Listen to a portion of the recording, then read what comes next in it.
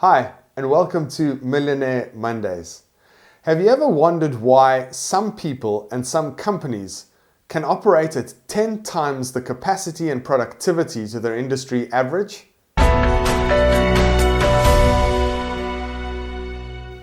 Well, some of those answers are revealed in a book called Great by Choice, written by Jim Collins.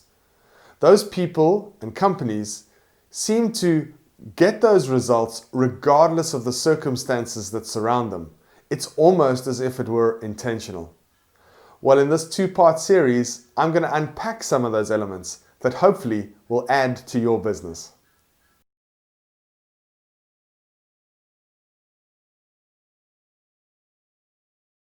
Well, today I'm going to be covering this book, Great by Choice. Specifically, I'm going to be looking at why it is that some individuals and organizations operate at 10 times the capacity and output to their industry average, and why it is that those companies and organizations survive any type of condition thrown at them. We're going to be looking at elements like fanatic discipline, empirical creativity, productive paranoia, and level 5 ambition. But in order to do that, you're going to need to know and understand the story of Roald Armundnson and Robert Scott. So today I'm going to be reading a passage from the book Great by Choice, written by Jim Collins, that'll set the scene so that we can dive in to those four elements: fanatic discipline, empirical creativity, productive paranoia, and a level 5 ambition, so that we too can all understand what makes 10x individuals. Hope you enjoy. So this is the story of Robert Scott and Roald Armundnson's expedition to the South Pole. In October 1911, two teams of adventurers made their final preparations in their quest to be the first people in modern history to reach the South Pole. For one team, it would be a race to victory and a safe return home. For members of the second team, it would be a devastating defeat, reaching the pole only to find the wind-whipped flags of their rivals planted 34 days earlier, followed by a race for their lives, a race that they lost in the end, as the advancing winter swallowed them up. All 5 members of the second pole team perished, staggering from exhaustion, suffering the dead black pain of frostbite, and then freezing to death, as some wrote their final journal entries and notes to loved ones back home. It's a near perfect matched pair. Here we have 2 expedition leaders, Roald Armundnson, the winner, and Robert Falcon Scott, the loser, of similar ages, 39 and 43 respectively, and with comparable experience. Armundnson led the first successful journey through the Northwest Passage and joined the first expedition to spend the winter in Antarctica. Scott led a South Pole expedition in 1902, reaching 82 degrees south. Armundnson and Scott started their respective journeys for the pole within days of each other, both facing a round trip of more than 1,400 miles, which is roughly equal to the distance from New York City to Chicago and back, into an uncertain and unforgiving environment where temperatures could easily reach 20 degrees below 0 Fahrenheit, even during the summer, made worse by gale force winds. And keep in mind, this was 1911. They had no means of modern communication to call back to base camp, no radio, no cell phones, no satellite links, and a rescue would have been highly improbable at the South Pole if they screwed up. One leader led his team to victory and safety. The other led his team to defeat and death. What separated these two men? Why did one achieve spectacular success in such an extreme set of conditions, while the other failed even to survive?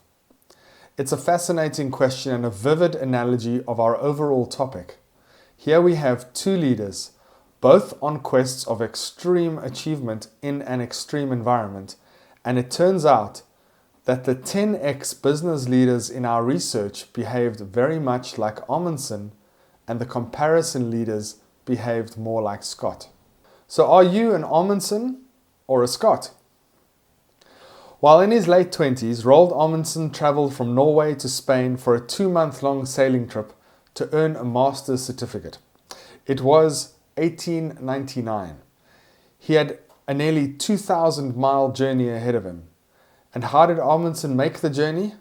By carriage, by horse, by ship, by rail? He cycled.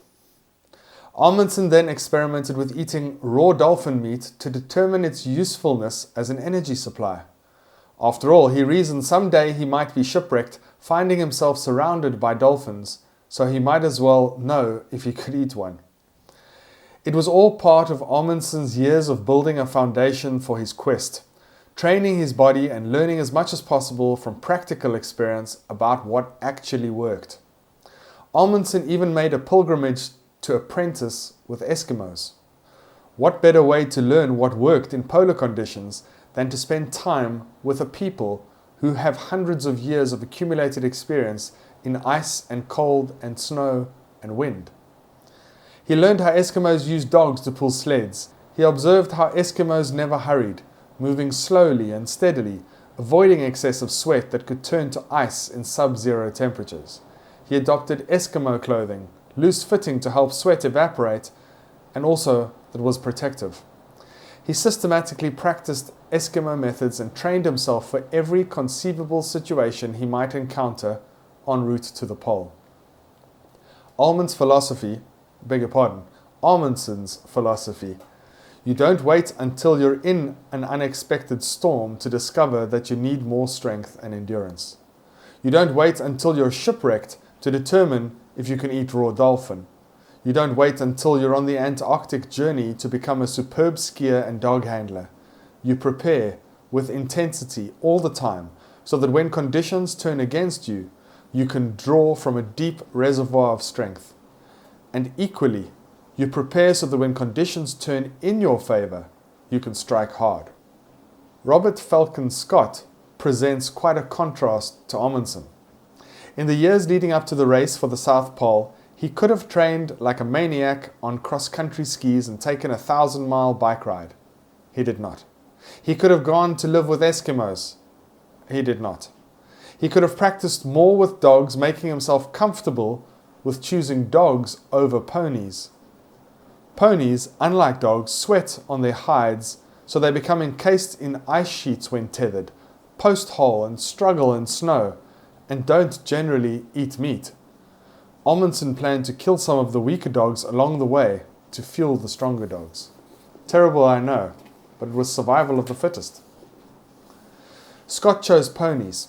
Scott also bet on motor sledges that hadn't been fully tested in the most extreme South Pole conditions. As it turned out, the motor sledge engines cracked within the first few days. The ponies failed early, and his team slogged through most of the journey by man-hauling, harnessing themselves to sleds, trudging across the snow, and pulling the sleds behind them. Unlike Scott, Armundnson systematically built enormous buffers for unseen events. When setting supply depots, Armundnson not only flagged the primary depot, he placed 20 black pennants in precise increments for miles on either side, giving himself a target more than 10 kilometers wide in case he got slightly off course coming back in a storm. To accelerate segments of his return journey, he marked his path every quarter of a mile with packing case remnants and every 8 miles with black flags hoisted upon bamboo poles. Scott, in contrast, put a single flag on his primary depot and left no markings on his path, leaving him exposed to catastrophe if he went even slightly off course. Armundnson stored 3 tons of supplies for 5 men starting out versus Scott's 1 ton for 17 men. In his final push for the South Pole from 82 degrees, Armundnson carried enough extra supplies to miss every single depot and still have enough left over to go another 100 miles. Scott ran everything dangerously close to his calculations so that missing even one supply depot would bring disaster. A single detail aptly highlights the difference in their approaches. Scott brought one thermometer for a key altitude measurement device, and he exploded in an outburst of wrath and consequence when it broke. Armundnson brought 4 such thermometers to cover for accidents. Armundnson didn't know precisely what lay ahead. He didn't know the exact terrain, the altitude of the mountain passes, or all the barriers he might encounter. He and his team might get pounded by a series of unfortunate events. Yet he designed the entire journey to systematically reduce the role of big forces and chance events by vigorously embracing the possibility of those very same big forces and chance events. He presumed bad events might strike his team somewhere along the journey, and he prepared for them, even developing contingency plans so that the team could go on should something unfortunate happen to him along the way. Scott left himself unprepared and complained in his journal about his bad luck. "Our luck in weather is preposterous," penned Scott in his journal, and wrote in another entry, "It is more than our share of ill fortune." How great may be the element of luck. On December 15th, 1911, in bright sunshine, sparkling across the vast white plain with a slight crosswind and a temperature of 10 degrees below zero, Armundnson reached the South Pole. He and his teammates planted the Norwegian flag, which unfurled itself with a sharp crack, and dedicated the plateau to the Norwegian king. Then they went right back to work. They erected a tent and attached a letter to the Norwegian king describing their success. Armundnson addressed the envelope to Captain Scott, presuming Scott would be the next to reach the pole. He did that as an insurance policy in case his team met an unfortunate end on the journey home. He could not have known that Scott and his team were man-hauling their sleds fully 360 miles behind. More than a month later, at 6:30 p.m. on January 17, 1912, Scott found himself staring at Armundsson's Norwegian flag at the South Pole. "We have had a horrible day," Scott wrote in his diary. "Add to our disappointment a headwind 4 to 5 with a temperature of -22. Great God! This is an awful place, and terrible enough for us to have labored to it without the reward of priority." On that very day, Armundnson had already traveled nearly 500 miles back north, reaching his 82-degree supply depot with only 8 easy days to go. Scott turned around and headed back north, more than 700 miles of man-hauling from home base, just as the season began to turn. The weather became more severe with increasing winds and decreasing temperatures, while supplies dwindled and the men struggled through the snow. Armundnson and his team reached home base in good shape on January 25th, the precise day he'd penned into his plan. Running out of supplies, Scott stalled in mid-March, exhausted and depressed.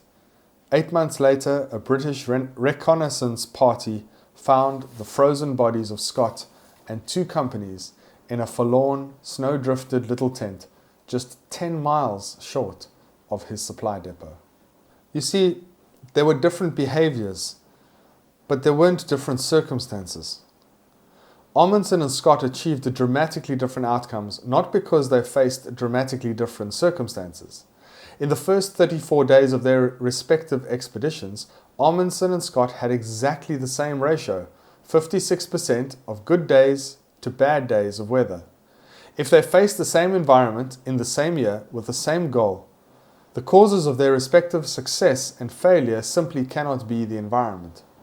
They had divergent outcomes principally because they displayed very different behaviors. In a study done on business leaders, they determined that 10Xs, that remember people that produce at 10 times the results of the average of the industry they're in, are not necessarily more creative, are not necessarily more visionary, are not more charismatic, are not more ambitious. They're not blessed by luck, they're not more risk-seeking, they're not more heroic, they're not more prone to making big, bold moves.